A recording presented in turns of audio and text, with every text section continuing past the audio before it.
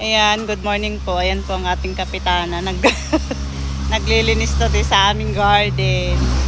At ito nga, ito ang ating mga kasamahan. Ayan. O, ayan, taga-buhat namin. Ayan, magkukumpos daw siya ng, ayun, ng kagawad. Ayan, ang aming muse sa tanod. Mag-hi ka, Mare. Ayan, ang muse namin sa tanod. Ito naman ang aming kagawad na sobrang sipag. Sa araw-araw naman talaga. Hindi lang masipag, kundi mabait. Tingnan nyo naman ang trabaho niya, guys. So, tingnan nyo mga tanim niyang mga kuno. Buhay na buhay, green na green.